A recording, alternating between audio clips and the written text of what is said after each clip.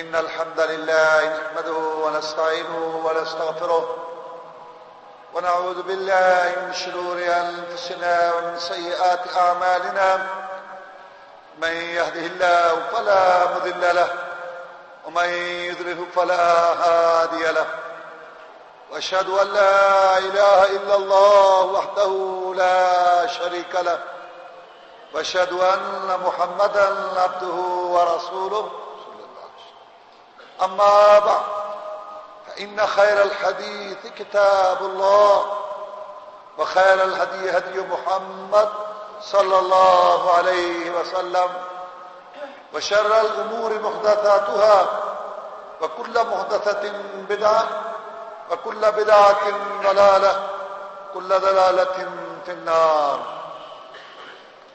فأعوذ بالله من الشيطان الرجيم. بسم الله الرحمن الرحيم.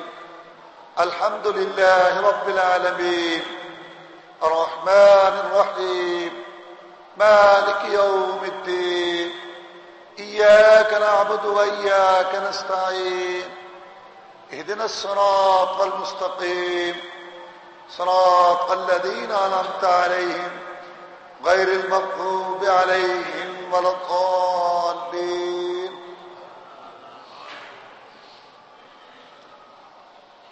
جناب ابو ہریرہ رضی اللہ تعالیٰ عنہ روایت کرتے ہیں کہ محمد الرسول اللہ صلی اللہ علیہ وسلم نے ارشاد فرمایا کہ اللہ تعالیٰ فرماتے ہیں کہ قسمت الصلاۃ بینی و بین عبدی، کہ میں نے نماز کو تقسیم کر دیا اپنے اور بندے کے درمیان.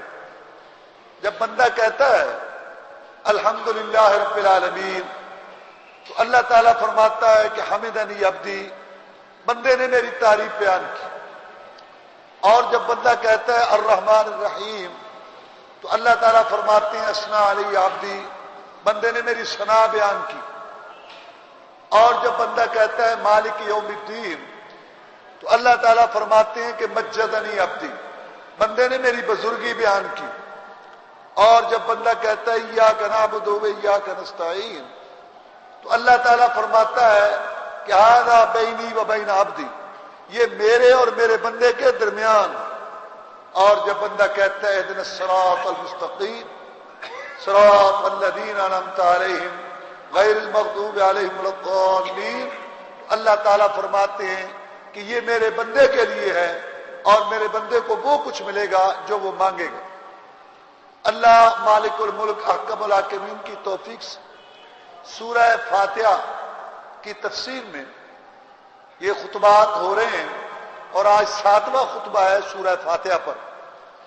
اللہ تبارک و تعالیٰ نے اس میں جو تعلیم دی سورہ فاتحہ کے اندر، جو دعا سکھائی، کہ سب سے پہلے جو دعا سکھائی مانگنے کے لیے وہ ہدایت کی، اہدنا الصراط المستقیم، دکھا دیجیے یا اللہ میں سیدھی راہ، صراط الذین انعمت علیہم، راہ ان لوگوں کی جن پر آپ نے انعام فرمایا.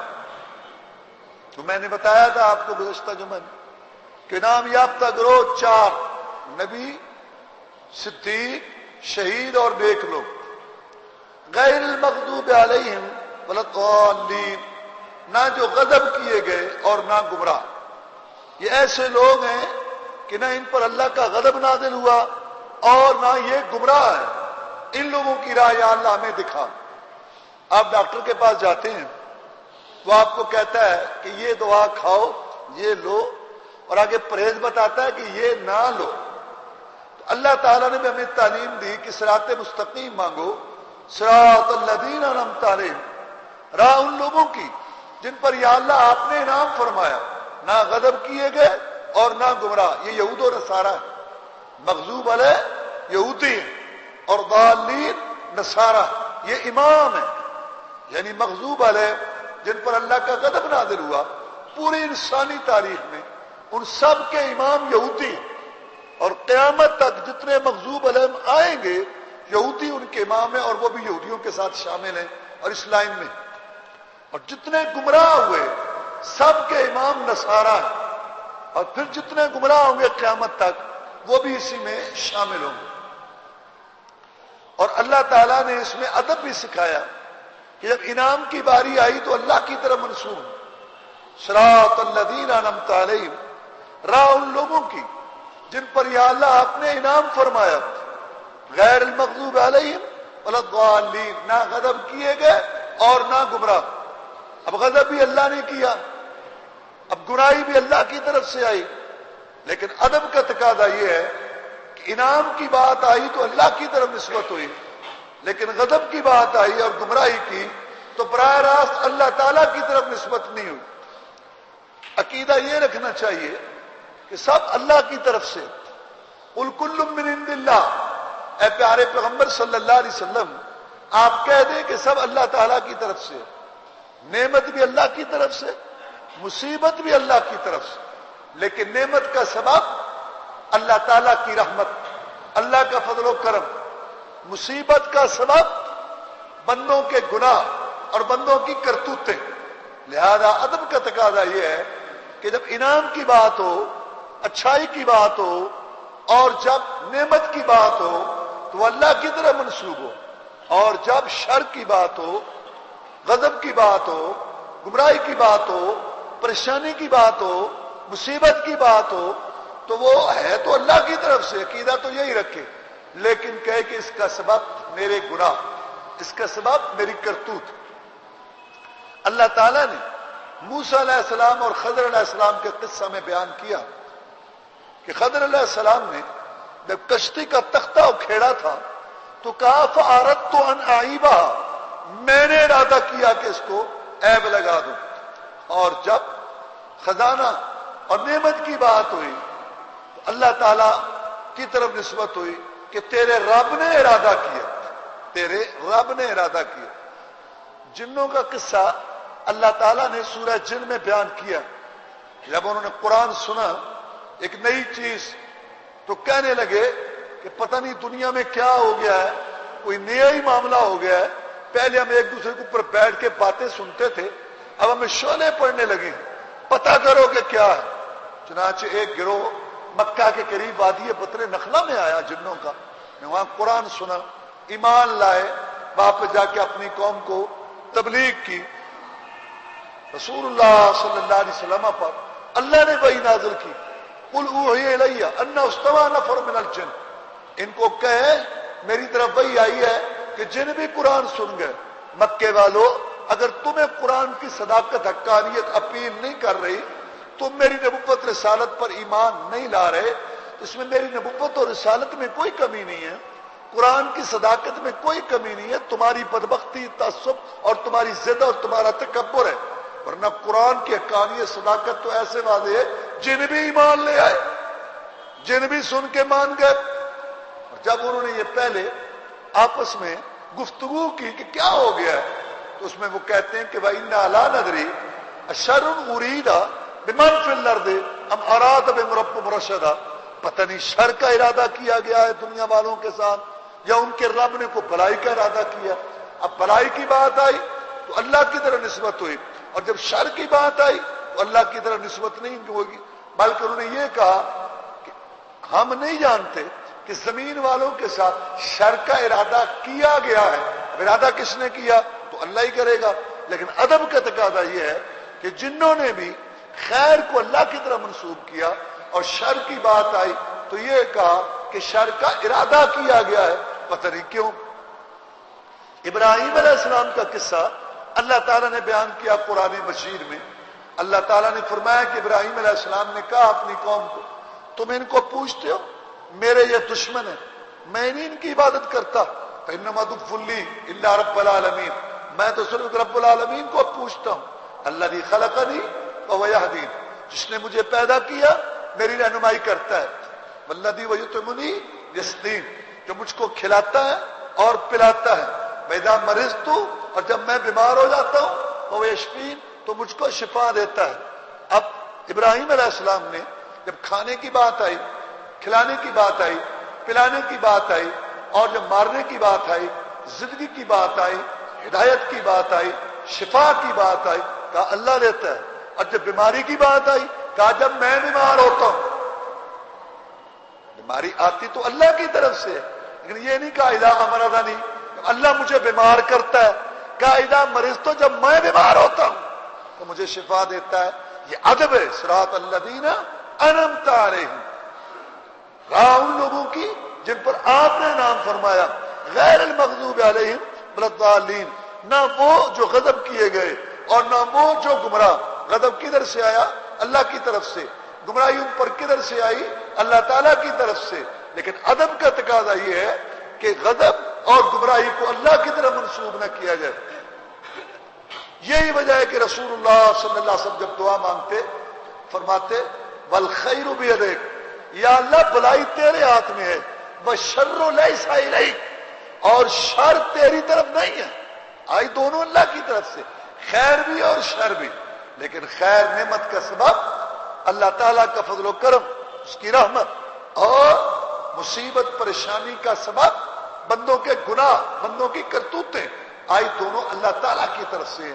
تو صراط الذین انعمت علیہم غیر المغضوب علیہم ولا الضالین میں یہ ادب بھی سکھایا گیا اور اس کی تعلیم دی.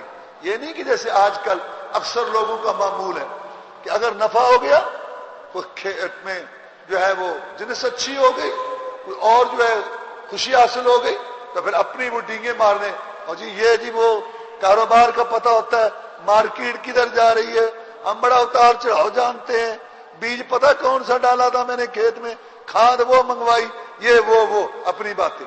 اور جب گھاٹا پڑ گیا، نقصان خسارہ، کہتے اللہ کی مرضی. ہاں اللہ کی مرضی. بھائی کیا ہوا؟ کہتے اللہ کی مرضی. ہے تو وہ بھی اللہ کی مرضی ہے، یہ بھی اللہ کی مرضی. لیکن جب نعمت کی بات آئے اور جب اچھائی کی بات آئے اپنی طرف، اور جب پریشانی ہو کہتے اللہ کی مرضی.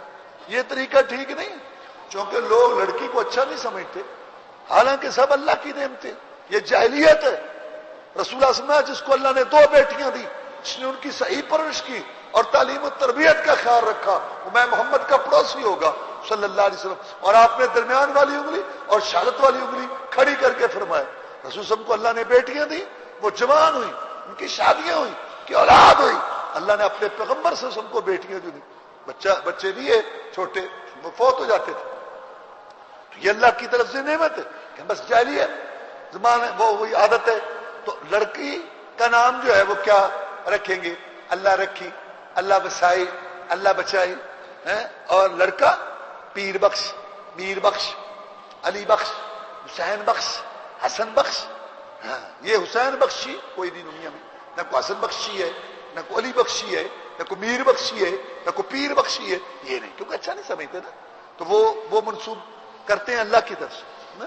اور لڑکا پیرا دیتا، پیر بخش، میر بخش، حسن بخش، حسین بخش، علی بخش. تو یہ جو ہے نا، یہ جہالت ہے، ایک عقیدے کی خرابی ہے اس میں، اور ایک اس میں بے ادبی ہے. مقصد یہ ہے کہ اس میں یہ ہمیں ادب سکھایا گیا.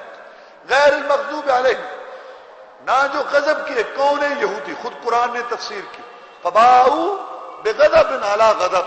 قرآن میں اللہ نے یہودیوں کا ذکر کیا، نہ وہ لوٹے غصے کے ساتھ غصے پر.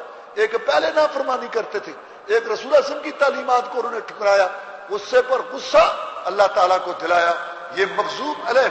اور اللہ نے فرمایا قل هل انبئکم بشر من ذلک مثوبۃ عند اللہ من لعنہ اللہ وغضب علیہ.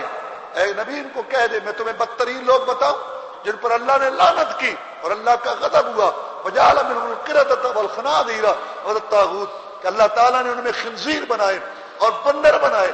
لاک شر مکان، یہ بدترین ہیں مرتبے کے لحاظ سے اللہ تعالیٰ کے ہاں. یہ کون ہے؟ یہ یہودی.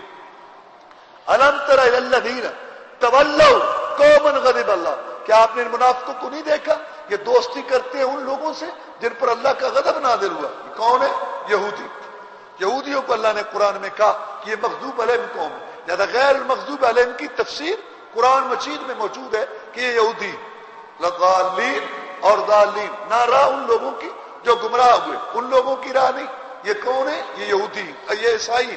اللہ نے فرمایا قل یا اہل الکتاب لا تغلوا فی دینکم غیر الحق ولا تتبعوا اهواء قوم قد ضلوا من قبل واضلوا كثيرا وضلوا عن سواء السبیل.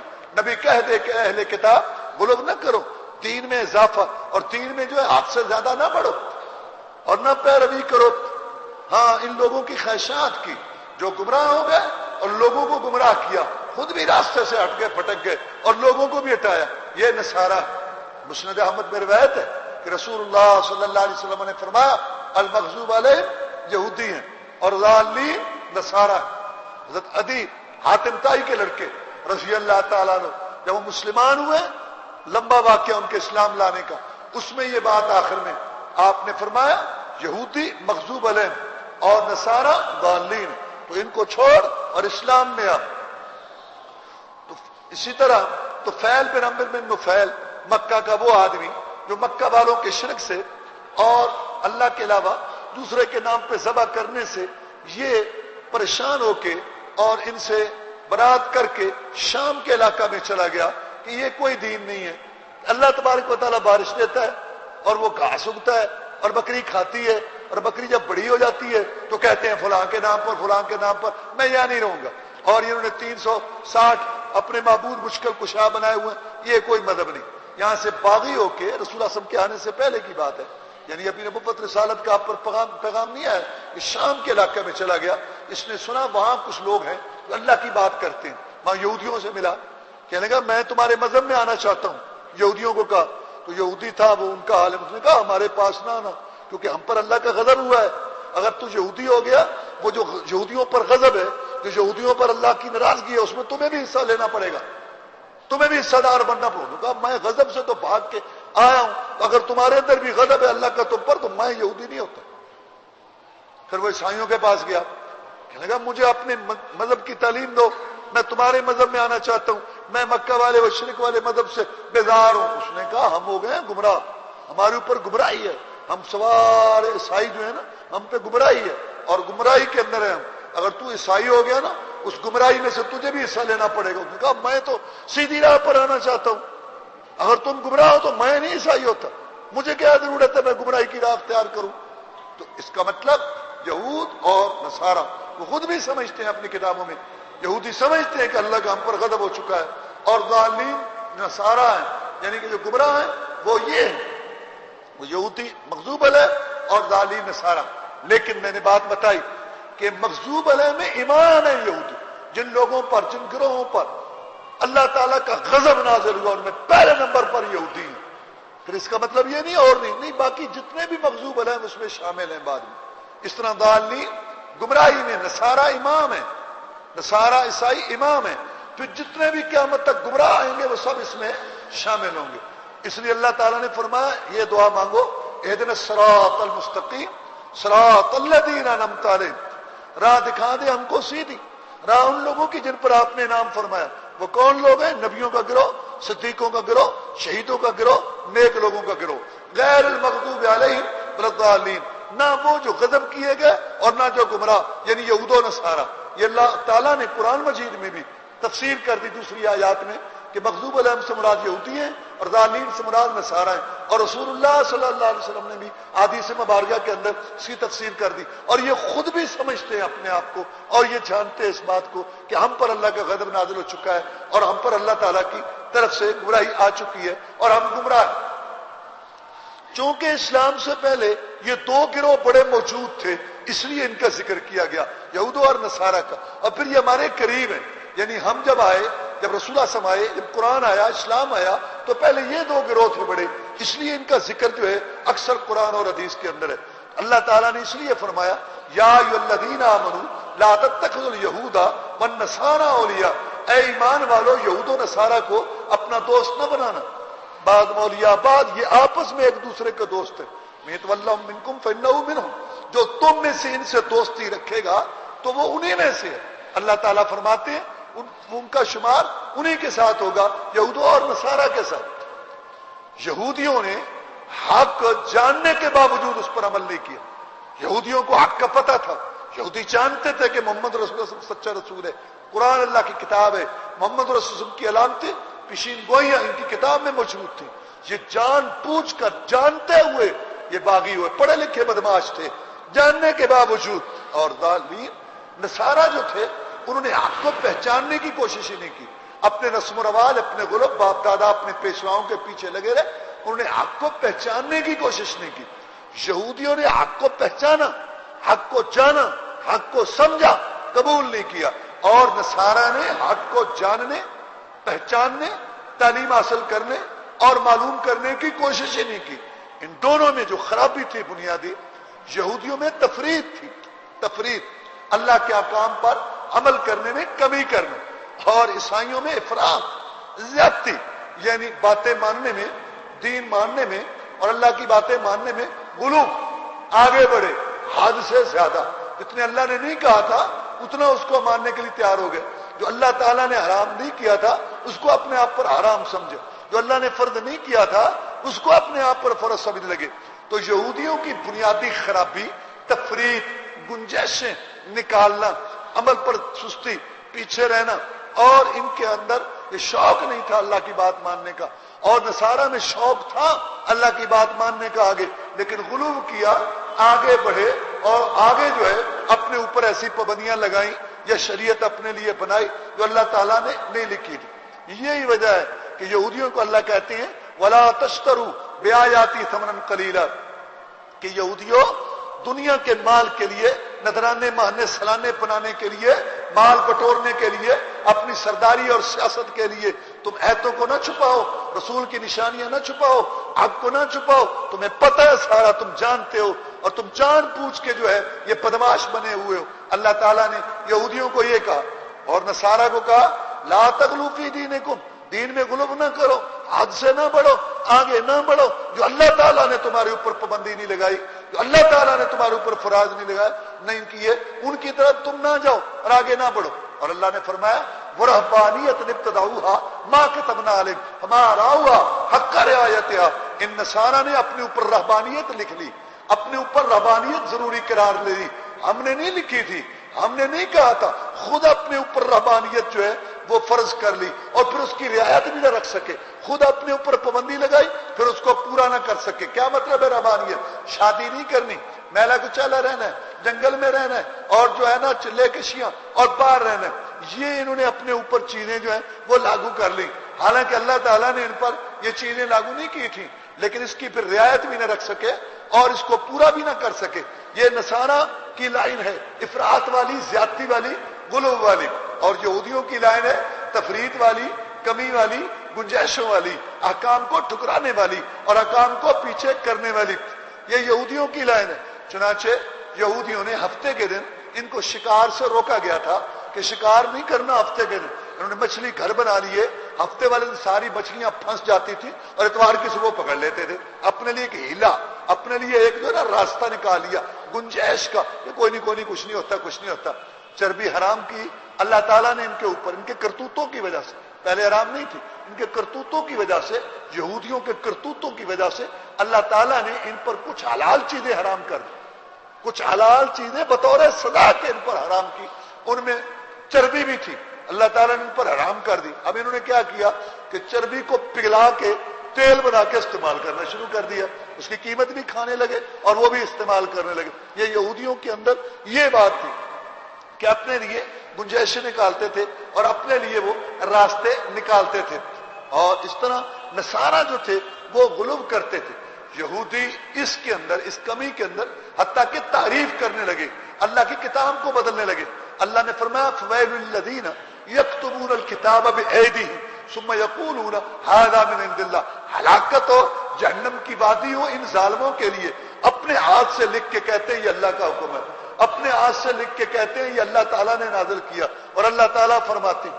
چنانچہ حضرت انس رضی اللہ تعالیٰ عنہ بیان کرتے ہیں کہ رسول اللہ صلی اللہ علیہ وسلم کی مجلس میں ایک یہودی لڑکا بیٹھا کرتا تھا، کچھ دنوں سے وہ نظر نہ آیا، آپ نے پوچھا، وہ یہودیوں کا لڑکا آیا کرتا تھا، بیٹھتا تھا بڑے شوق سے ہماری مجلس میں، نظر نہیں آ رہا۔ عرض کی گئی جناب وہ بیمار ہے۔ رسول اللہ صلی اللہ علیہ وسلم نے فرمایا چلو ہم اس کی تیمارداری کریں اور اس کی بیمار پرسی کریں، اس کے پاس جائیں۔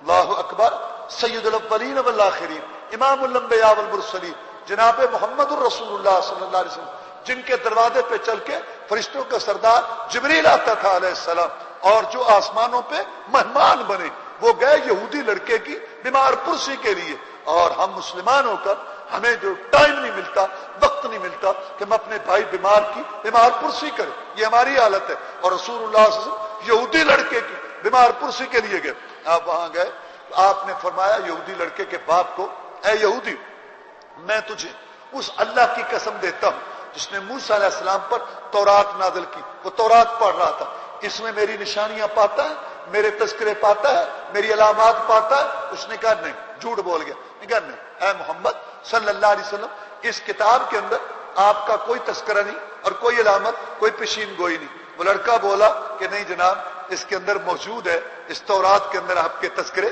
آپ کے چرچے، آپ کی علامتیں، آپ کی جو ہے وہ پیشین گوئیاں موجود ہے، مگر چھپانے والے تھے، چھپاتے تھے۔ اللہ نے فرمایا وَلَا تَلْبِسُوا الْحَقَّ بِالْبَاطِلِ وَتَكْتُمُوا الْحَقَّ وَأَنْتُمْ تَعْلَمُونَ۔ حق اور باطل کو گڑبڑ نہ کیا کرو، ان کو ملایا نہ کرو آپس میں، حق کو نہ چھپایا کرو، تمہیں سارا پتہ ہے اور تم جانتے ہو۔ اسی طرح رجم کے متعلق رسول اللہ صلی اللہ علیہ وسلم تشریف فرما تھے، صحابہ کرام بیٹھے تھے رضوان اللہ علیہ مجمعین، شور بلند ہوا، پتہ چلا کہ یہودیوں نے ایک مرد اور عورت کو پکڑ رکھا ہے، انہوں نے بدکاری کی ہے، منہ کالا کیا ہوا ہے اور ان کو جو ہے نا اس طریقے سے ذلیل کر رہے ہیں اور مار رہے ہیں۔ رسول اللہ صلی اللہ علیہ وسلم نے پوچھا، او یہودیوں، میں تمہیں اللہ کا واسطہ دے کے پوچھتا ہوں، کیا تمہاری کتاب تورات میں یہی سزا ہے؟ یہی سزا ہے؟ رجم ہے نا، ہمارے اسلام میں تو رجم ہے، شادی شدہ اگر بدکاری کرے تو رجم سنسار کرنا، کیا تمہاری کتاب میں یہی سزا؟ انہوں نے کہا ہاں۔ عبداللہ بن سلام رضی اللہ تعالیٰ وہ پہلے مسلمان ہو چکے تھے یہودیوں میں سے، انہوں نے کہا اللہ کے رسول جھوٹ بول رہے ہیں، ان کو کہو تورات لاؤ، لاؤ تورات۔ اب جب تورات لائی گئی، اب وہ تورات سامنے سارے بیٹھے ہیں، تو وہ جو پڑھنے والا تھا نا، وہ رجم کی عہد کے اوپر ہاتھ رکھ کے پڑھے، اوپر سے پڑھے اور نیچے، دیکھو یہودیوں کا طریقہ دیکھو، اوپر سے پڑھے اور نیچے سے پڑھے، اور جو سنسار والی عہد تھی رجم والی، اس کے اوپر ہاتھ رکھا ہوا۔ عبداللہ بن سلام رضی اللہ عنہ کہتے اٹھا ہاتھ اٹھا، اللہ کے رسول کو ہاتھ اٹھائے، اس نے ہاتھ اٹھایا، مجبور اٹھانا پڑا، نیچے وہ آیت چمک رہی تھی۔ قرآن میں اللہ تعالیٰ نے قرآن کی جو صفت بیان کی ہے اس میں سے ایک یہ بھی ہے کہ یہ تصدیق کرتا ہے پہلی کتابوں کی، اور یہ مہیمن ہے، حفاظ کرنے والی ہے یہ کتاب۔ جو انہوں نے گڑبڑ کیا، جو انہوں نے تعریف کی، جو انہوں نے غلط کیا اور اس میں غلط چیزیں داخل کی، قرآن آ کے بتاتا ہے اصل بات یہ ہے اور اصل بات اس طرح، انہوں نے دین کو بدلا۔ تو یہودیوں کی یہ کارستانی اور یہ ان کی کرتوتیں تھے، اور نصارہ حد سے بڑھتے، حد سے انہوں نے بڑھا لیا، عیسیٰ علیہ السلام کو بڑھا لیا، اور اس طریقے سے اپنے لیے جو ہے وہ شادی حرام کر لی، اور اس طرح اپنے لیے چیزیں حرام کر لی، اور اپنے لیے جو دوسری جو ہے وہ باتیں وہ حرام کر لی۔ اس لیے رسول اللہ صلی اللہ علیہ وسلم نے فرمایا لا تطرونی کما اطرت النصارى، مجھے ایسے نہ حد سے بڑھانا جیسے نصارہ نے جو ہے وہ لوگوں کو بڑھا، جو ہے عیسیٰ علیہ السلام کو حد سے بڑھا لیا۔ لہذا جو لوگ عیسیٰ علیہ السلام کو عیسائی، وہ جو عیسیٰ علیہ السلام کو اللہ تبارک و تعالیٰ کا بیٹا، اللہ تعالیٰ کا جز مانتے ہیں، مشکل کشا حاجت روا مانتے ہیں، اور وہ صحت دینے والا مانتے ہیں، عیسیٰ علیہ السلام جو اولاد دیتے ہیں، عیسیٰ علیہ السلام گناہ معاف کرتے ہیں، عیسیٰ علیہ السلام بگڑی بناتے ہیں، عیسیٰ علیہ السلام پریشانی، یہ عیسائیوں کا عقیدہ، یہ غلو ہے اپنے نبی کے بارے میں، جو اللہ کا بندہ ہے، جو اللہ تبارک و تعالیٰ کی ابدیت بندگی میں تھا، اس کو رب کے ساتھ ملا دیا اور اس میں الوہیت ثابت کی، اور اس کے اندر جو ہے نا اس میں غلو کیا۔ اب یہی چیز اگر کلمہ پڑھنے والے جناب محمد رسول اللہ صلی اللہ علیہ وسلم کی بڑی شان ہے، بڑا مقام ہے اللہ تعالیٰ نے رکھا، لیکن اگر اللہ کے ساتھ ملائیں کلمہ پڑھنے والے اور رسول اللہ صلی اللہ علیہ وسلم کو مشکل کشا، حاجت روا مانے، صحت دینے والا مانے، اولاد دینے والا مانے، گناہ معاف کرنے والا مانے اور رزق دینے والا مانے، تو انہوں نے بھی عیسائیوں والی روش اختیار کر لی۔ اس لیے رسول اللہ صلی اللہ علیہ وسلم لا تطرونی کما اطرت النصارى، مجھے نہ ایسے حد سے بڑھانا جیسے عیسائیوں نے عیسیٰ علیہ السلام کو حد سے بڑھا دیا۔ اور قرآن میں اللہ تعالیٰ نے سورہ حجرات کی پہلی ہے جب ادب سکھایا اپنا اور اپنے پیغمبر کا، تو فرمایا یا ایھا الذین آمنوا لا تقدموا بین یدی اللہ ورسولہ، اے ایمان والو اللہ اور اس کے رسول سے آگے نہ بڑھنا، اللہ رسول سے آگے قدم نہ رکھنا، یعنی اللہ رسول کے احکام کے پیچھے رہنا، اتباع کرنا اور ان کی باتیں ماننا، پیروی کرنا، اپنی طرف سے آگے آگے عقل، سوچ، فکر، سوسائٹی اور روایات اور رسم و رواج کے ذریعے آگے بڑھنے کی کوشش نہ کرنا، اللہ رسول کے پیچھے رہنا۔ اور 3 آدمی جو آئے تھے، بخاری شریف، مسلم شریف، تمام حدیث کی کتابوں میں یہ حدیث مشہور موجود ہے، انہوں نے آ کے رسول اللہ صلی اللہ علیہ وسلم کی زوجہ محترمہ ہماری امی جان سے پوچھا کہ اللہ کے رسول صلی اللہ علیہ وسلم کا رہنے کا طریقہ کیا ہے، صبح شام کیسے، رات دن کیسے، تاکہ ہم بھی اپنے آپ کو اس رنگ میں رنگ سکیں۔ تو انہوں نے بتایا، آپس میں کہنے لگے کنم تقال ہوا، یہ تو تھوڑا ہے، وہ تو اللہ کے رسول ہے، ان کی تو اگلی پچھلی غلطیاں معاف ہے، ان کے تو اشارے سے جنت کے دروازے کھلنے ہیں، اگر وہ یہ بھی نہ کرے تو وہ کوئی نہیں، ہمیں زیادہ کرنا چاہیے۔ ایک نے کہا میں آج کے بعد جو ہے نا رات کو سوؤں گا ہی نہیں، عبادت کیا کروں گا۔ دوسرے نے کہا میں آج کے بعد جو ہے نا ہمیشہ روزہ رکھوں گا نفلی. تیسرے نے کہا میں شادی نہیں کراؤں گا. یہ باتیں کی, نیت نیک تھی, نیت اچھی تھی, ثواب کا شوق تھا اور جو ہے اللہ تعالیٰ کے قرب کا شوق تھا. چلے گئے. رسول صلی اللہ علیہ وسلم گھر میں تشریف لائے. آپ کو بتایا گیا 3 آدمی آئے تھے, انہوں نے سوال کیا آپ کے معمولات کا. ہم نے بتایا. آپس میں کہتے ہیں یہ تو تھوڑا ہے, رسول اللہ صلی اللہ علیہ وسلم تو نہ بھی کریں تو ان کا تو کوئی نہیں ہے, ہمیں کچھ زیادہ کرنا چاہیے. اور اس طرح یہ کہہ گئے. آپ نے آدمی بھیجا, ان کو بلوایا, واپس آئے. میں تم نے یہ باتیں کی ہیں؟ کہ جناب کی ہیں. میں سنو, انی عالمکم واتقاکم للہ, میں سب سے زیادہ عالم ہوں, مجھ سے بڑا عالم کوئی نہیں. واتقاکم للہ, اور میں سب سے زیادہ اللہ تعالیٰ سے ڈرنے والا ہوں, یعنی کہ عمل کرنے والا ہوں. علم میں بھی سب سے اونچا درجہ میرے پاس ہے اور عمل میں بھی سب سے اونچا درجہ میرے پاس ہے. نہ کوئی علم میں مجھ سے بڑھ سکتا ہے اور نہ کوئی عمل میں مجھ سے تقوی میں بڑھ سکتا ہے. جب یہ بات طے ہے کہ مجھ سے کوئی نہیں بڑھ سکتا تو میں رات کو سوتا بھی ہوں اور میں عبادت بھی کرتا ہوں, میں روزہ رکھتا بھی ہوں, چھوڑتا ہوں نفلی روزہ. اور میں نے شادی کی ہے اور جس نے میری سنت سے منہ پھیرا, یعنی اس نے شادی نہ کی, نکاح سے منہ پھیرا, اس کا میری امت سے کوئی تعلق نہیں ہے. آپ نے ان کو روکا. رسول اللہ صلی اللہ علیہ وسلم خطبہ دے رہے تھے. ایک آدمی دھوپ میں کھڑا تھا. آپ نے پوچھا کہ یہ کیوں کھڑا ہے, اس کو کیا ہے؟ جناب اس نے یہ منت مانی ہے کہ میں روزہ رکھوں گا اور روزے کی حالت میں کھڑا رہوں گا اور میں دھوپ میں رہوں گا اور میں کسی سے کلام بھی نہیں کروں گا.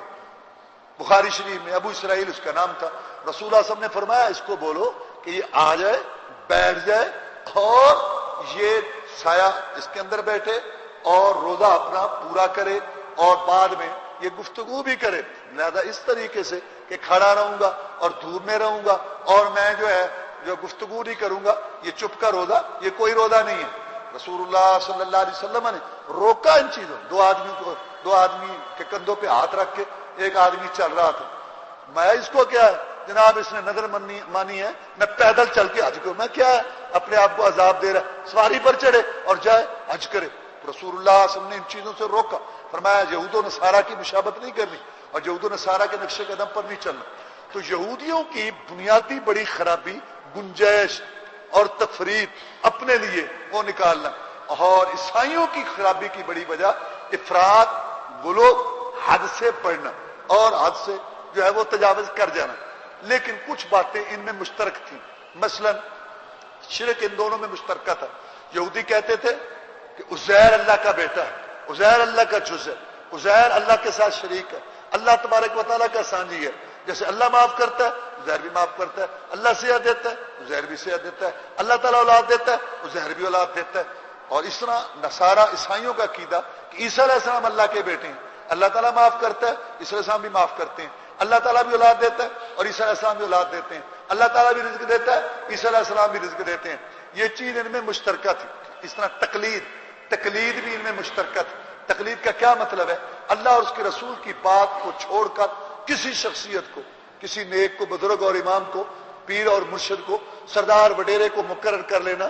جیسے اس نے قرآن حدیث سمجھا, جیسے اس نے دین سمجھا, جیسے یہ نماز پڑھتا ہے, جیسے اس نے درود بتایا, جیسے اس نے وظیفہ بتایا, اس کے پیچھے لگ جانا. جس کو انہوں نے حلال کیا حلال اور جس کو حرام کیا حرام, یہ تقلید ہے. یعنی اللہ رسول کی بات قرآن حدیث کے علاوہ کسی نہ کسی بزرگ, کسی نہ کسی مذہبی پیشوا کے ساتھ اپنے آپ کو لگا لینا, ٹچ کر لینا کہ جو اس نے بتایا نا بس یہی ٹھیک ہے, صحیح ہے بتایا تو صحیح ہے اور غلط بتایا تو غلط ہے. یہ تقلید ہے. اور ان دونوں میں ایک چیز, دونوں گروہوں یہود و نصارہ میں دوسری چیز یہ تھی جو تقلید تھی. قرآن مجید کے اندر آیت آئی 10واں پارہ سورہ توبہ, اللہ نے فرمایا اتخذوا احبارهم ورهبانهم اربابا من دون اللہ. ان یہودیوں نے اور عیسائیوں نے اللہ تعالیٰ کے علاوہ اپنے اپنے علماء کو اور اپنے اپنے مذہبی پیشواؤں کو رب بنا لیا تھا. اللہ کے بغیر ان کو رب بنا لیا تھا. عدی حاتم تائی کا لڑکا مسلمان ہوا, اس نے جب یہ آیت سنی تو کہتے ہیں اللہ کے رسول صلی اللہ علیہ وسلم, میں عیسائی تھا, میں عیسائی مذہب کا تھا, میں انجیل کا عالم تھا اور میں عیسائی مذہب پر عمل کرتا تھا, میں عیسائی مذہب کو جانتا ہوں, ہم نے رب تو نہیں بنایا تھا. یعنی اللہ کہتا ہے کہ یہودیوں عیسائیوں نے اپنے مذہبی پیشواؤں کو اور اپنے اماموں بزرگوں کو رب بنا لیا تھا, ہم نے رب تو نہیں بنایا تھا. رسول اللہ صلی اللہ علیہ وسلم نے فرمایا, اے عدی مجھے یہ بتا, جس چیز کو تمہارے علماء مذہبی پیشوا امام حلال کر دیتے تھے تم اس کو حلال نہیں سمجھتے تھے, جس چیز کو وہ حرام کر دیتے تھے تم اس کو حرام نہیں سمجھتے تھے. جناب یہ تو بات تھی, میں یہی تو رب بنانا ہے, حلال اور حرام کرنے کا حق، جائز اور ناجائز کرنے کا حق، نیکی بدی کو طے کرنے کا حق، ثواب اور گناہ کو طے کرنے کا حق، عبادت کے طریقے طے کرنے کا حق اگر کسی نے اللہ اور اس کے رسول کے علاوہ کسی اور کو دے دیا تو اس کی عبادت ہے، کیونکہ رسول تو اللہ کی طرف سے بھیجا ہوا ہے، وہ تو اللہ کی بات بتا رہا ہے۔ رسول کی بات ماننا تو دراصل اللہ کی بات ماننا ہے۔ میں تیرا رسول فقد اطاع اللہ، جس نے رسول کی اطاعت کی اس نے اصل میں اللہ تعالیٰ کی بات مانی۔ جو دوسرے کی مانتا ہے وہ تقلید۔ دوسری چیز ان میں شرک کے بعد یہ تقلید جو ہے نا، یہ ان میں جو ہے نا مشترک بات تھی۔ اس کے علاوہ ان کے جرائم کے اندر اور ان کے گناہوں کے اندر دوسری چیزیں بھی جو ہیں وہ موجود تھیں، خاص طور پر یہ سود کھانا، حرام طریقے سے مال بٹورنا، رشوت اور سود، یہ یہودیوں کے اندر بہت تھا۔ اللہ تعالیٰ نے ان کو روکا اور اللہ تعالیٰ نے ذکر کیا فَبِظُلْمٍ مِّنَ الَّذِينَ هَادُوا حَرَّمْنَا عَلَيْهِمْ طَيِّبَاتٍ مَا أُحِلَّتْ لَهُمْ وَصَدُّوا عَن سَبِيلِ اللَّهِ كَثِيرًا وَأَكْلِهِمُ الرِّبَا۔ فرمایا ان لوگوں کے ظلم کی وجہ سے ہم نے ان پہ حلال چیزیں حرام کی، یہ اور سود کھانے کی وجہ سے، حالانکہ اسے روک، اور لوگوں کا مال جو ہے نا حرام طریقے سے کھانا، یہ رشوت، یہ سود، مال بٹورنا اور دوسروں کا مال ہڑپ کرنا اور ان پہ ظلم و ستم اور یہ سرمایہ داری والا نظام، یہ یہودیوں کی خصوصیت ہے، یہ یہودیوں کے اثر، اور عیسائی ان کے پیچھے تھے۔ عیسائی جو اس چیز کو، روش کو اپنائے ہوئے تھے۔ اور یہ جادو اس کے موجد بھی یہ یہودی ہیں، یہ یہودیوں نے اس جادو کو شروع کیا اور یہ اس کے موجد ہیں۔ پیچھے سے بھی دیکھ لو، یہ سارے جادو پہ چلتے تھے اور جادو کو رواج دیتے تھے اور جادو کو اپنائے ہوئے تھے۔ اور جب ان کو کہا گیا کہ تم کیوں جادو کرتے ہو، یہ تو کفر ہے، حرام ہے، کہتے ہیں سلیمان جادوگر نہیں تھا، سلیمان بھی تو جادوگر تھا۔ اللہ تبارک و تعالیٰ کے نبی پر انہوں نے تہمت لگائی، اور یہی وجہ ہے کہ یہ لوگ، جیسے میں نے شروع میں کہا کہ حق سے لوگوں کو دور رکھتے تھے، خود بھی دور رہتے تھے، تو رسول اللہ صلی اللہ علیہ وسلم کی بات جو دین کی تھی، ٹھوس بات تھی اور دلائل پر تھی، حقانیت والی تھی، جب اس کو لوگ سن کے مانتے تھے، یہ ظالم ان کو دور کرتے تھے، کوئی نہ کوئی بھی بات جو ہے وہ اس کو لے لیتے اور شوشہ چھوڑتے رہتے۔ جب قرآن مجید کے اندر سلیمان علیہ السلام کا تذکرہ آیا بطور نبی کے، انہوں نے کہا پتہ چل گیا نا محمد صلی اللہ علیہ وسلم معاذ اللہ غلط ہے، سلیمان جادوگر ہے، اس کو نبیوں میں شمار کرتا ہے۔ یہ یہودیوں نے بات اڑائی تو اللہ تعالیٰ نے پہلے پارے میں وضاحت کی کہ سلیمان جادوگر نہیں تھا، ما کفر سلیمان، یہ جادو کفر ہے، سلیمان نے کفر نہیں کیا تھا، نہ سلیمان نے جادو کیا تھا، یہ ظالم یہی تھے یہودی کہ انہوں نے کتاب کو پیچھے چھوڑا، اللہ کی بات کو چھوڑ کے جادو کے پیچھے چلے اور جادوگروں کے پیچھے چلے۔ تو یہ بھی ان کی جو ہے نا وہ خصلت ہے یہودیوں کی، یہ جادو اور جادو کرنا اور جادو پر جو ہے عمل کرنا اور جادو کو سیکھنا اور جادو والی یہ ساری، یہ یہودیت ہے، یہ ساری یہودیت ہے۔ اور پھر رسول اللہ صلی اللہ علیہ وسلم پر جس نے جادو کیا تھا وہ بھی یہودی تھا، لبید بن عاصم، اس نے رسول اللہ صلی اللہ علیہ وسلم پر جادو کیا، اللہ تعالیٰ نے ان کو بچایا اور جادو ان پہ جو وار نہ کر سکا، یہ یہودی تھا ظالم۔ تو یہ جیسے سود یہودی اس کے موجد ہیں اور یہودیوں نے اس کو شروع کیا ہوا ہے، بالکل یہ جو جادو ہے نا اس کے موجد بھی یہی یہودی ہیں اور انہوں نے اس کو شروع کیا۔ یہ داڑھی مڈانا یہ بھی یہودیوں کی خصلت تھی اور داڑھی مڈانا یہودیوں سے شروع ہوا، اس لیے رسول اللہ صلی اللہ علیہ وسلم نے فرمایا یہودیوں کی مخالفت کرو، تم داڑھی رکھو، داڑھی چھوڑو اور داڑھی کو بڑھاؤ، اور یہود کی مخالفت کرو، وہ داڑھی نہیں رکھتے، تم داڑھی رکھو، اے میری امت ان کی مخالفت کرو، کیونکہ ہمارا ان سے کوئی تعلق نہیں ہے، نہ ان کو دوست بناؤ، کیونکہ اللہ تعالیٰ نے ہمیں پہلی صورت میں جو دعا سکھائی اس میں کہا کہ ان سے دور رہو، ان سے بچو، اہدنا الصراط المستقیم صراط الذین انعمت علیہم غیر المغضوب علیہم ولا الضالین، ان سے دور رہو۔ اس طرح یہود کے اندر ایک اور جو بڑی خرابی تھی وہ جہاد سے پیچھے رہنا اور جہاد سے جو جی چرانا۔ چنانچہ مشہور واقعہ اللہ تعالیٰ نے قرآن مجید میں بیان کیا کہ جب ان کے نبی نے کہا ہمت کرو، یہ بیت المقدس ہے اور فتح ہوگی، دیکھو رسول ہے خوشخبری دے رہا ہے اللہ تعالیٰ کی طرف سے، ہڈ حرام ایسے کہنے کے فدم انتا وربک فقاتلا انا ہاہنا قاعدون، تو اور تیرا جب جا کے لڑو، ہم یہاں بیٹھے ہیں، ہم نہیں لڑیں گے، بہت سخت ہیں۔ جہاد سے پیچھے رہنے والے، جیت چرانے والے اور جہاد سے نفرت کرنے والے اور اپنے آپ کو کھانے پینے اور دنیا کے عیشوں میں مگر رکھنے والے اور جہاد سے پیچھے رہنا اور فرار، یہ بھی یہودیت ان کی یہ نشانی اور یہ خصلت تھی۔ اس لیے اللہ تعالیٰ نے ہمیں فرمایا اہدنا الصراط المستقیم، یا اللہ تعالیٰ نے ہمیں یہ دعا سکھائی کہ ہم یہ دعا مانگیں کہ یا اللہ ہمیں سیدھی راہ دکھا، صراط الذین انعمت علیہم، راہ ان لوگوں کی جن پر آپ نے انعام فرمایا، غیر المغضوب علیہم ولا الضالین، نہ وہ جو غضب کیے گئے اور نہ وہ جو گمراہ. یا اللہ یہود و نصارہ کی لائن سے بچا، اعتدال کی راہ دے، درمیانی، نہ کمی والی نہ افراط والی، نہ زیادتی والی اور نہ کمی والی، نہ اپنی گنجائشیں نکالیں اور توڑ موڑ کے حلال کریں اپنے لیے اور اپنے لیے گنجائشیں نکالیں، اور نہ یہ جو اللہ نے پابندیاں نہیں لگائیں وہ اپنے آپ پر لگا لیں. جن چیزوں کو اللہ نے حلال کیا اپنے آپ پر خواہ حرام کر لیں، اور آپ اس کے اندر جو ہے نا اس کو جو ہے بڑی نیکی سمجھیں. میں یہ نہیں، ان دونوں کے راستوں سے بچو، یہ دونوں گمراہی کی راہیں ہیں. یہ بھی انتہا پسندی ہے تفریط میں اور یہ بھی انتہا پسندی ہے افراط اور زیادتی میں، اور راستہ درمیانی. اس لیے فرمایا وَكَذَلِكَ جَعَلْنَاكُمْ أُمَّةً وَسَطًا، ہم نے تمہیں امت درمیانی بنایا. اس لیے اللہ سے دعا مانگو صراط مستقیم کی اور غیر المغضوب علیہم ولا الضالین. آمین. وآخر دعوانا الحمدللہ رب العالمین.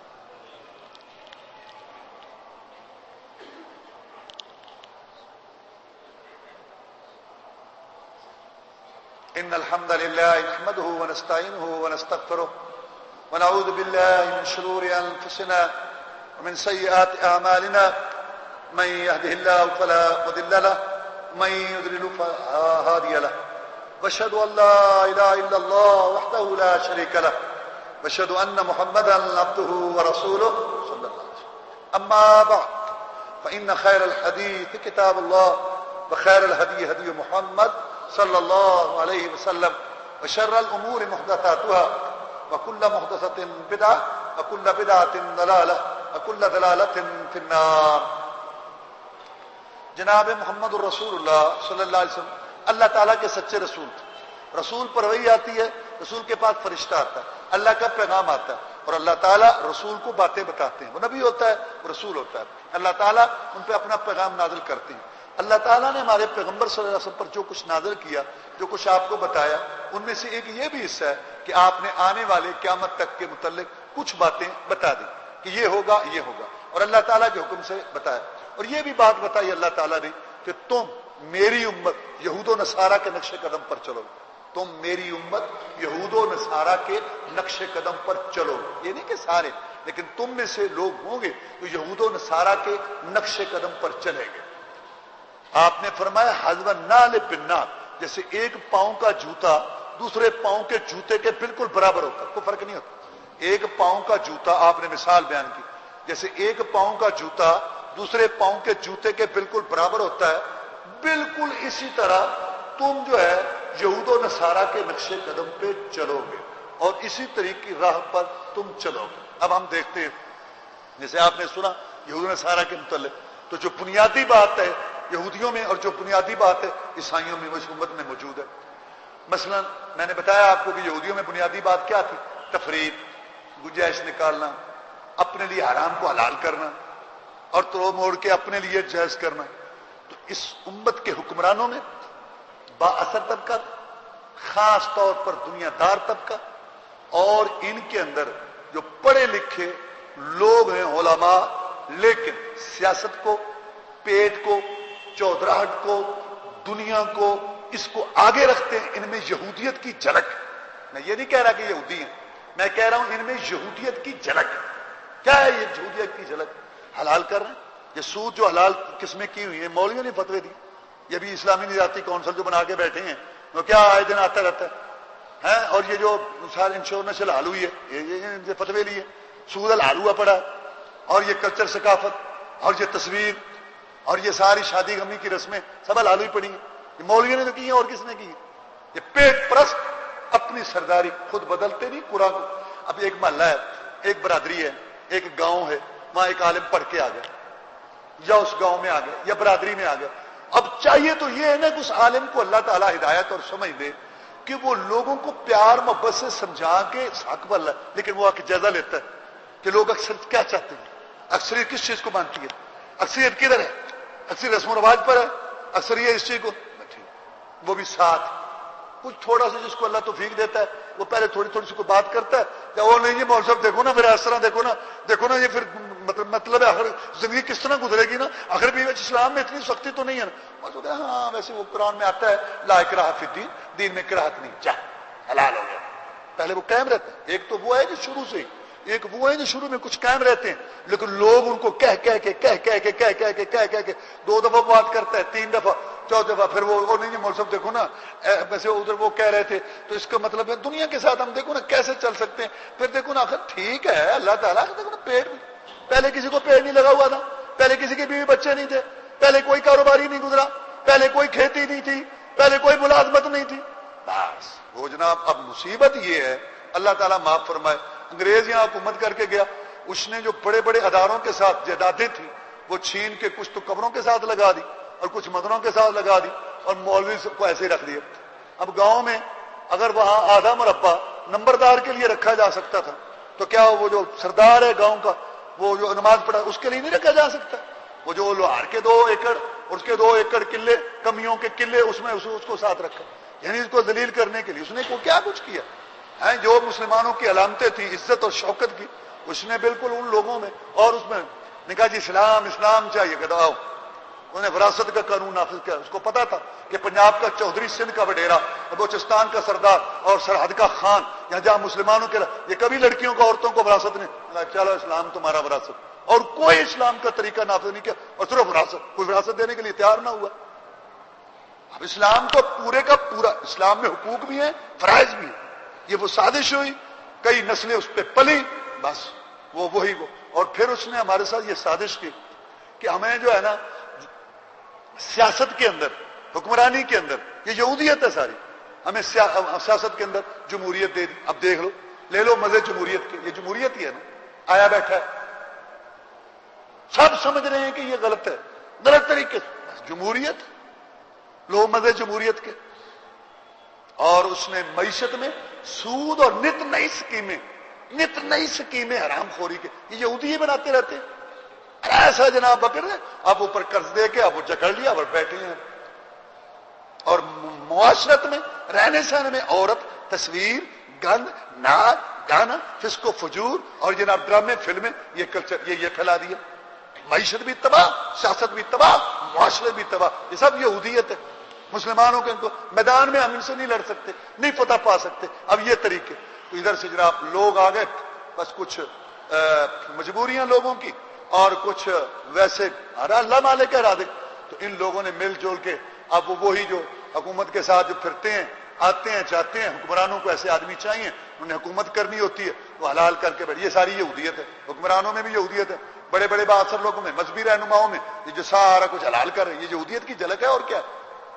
اچھا، اور جو ہیں عبادت گزار، نوافل والے، جو ہے وظیفوں والے، دعاؤں والے، نیک طبیعت والے، جاہل پرلے درجے کے، نہ ان کو آگے کا پتہ نہ پیچھے کا، اتنی رکھتے، اتنے وظیفے، اتنی راتیں، اتنے چلے، اتنے دن، خاموش رہو، ایک ٹانگ پہ کھڑے رہو، وہاں اپنے نفس کو مارو، سالن میں روٹی، سالن میں پانی ڈالو، اور جو کپڑے جو اچھے نہ پہنو، گانا، یہ ہندو ساتھ پر یہ آ گیا.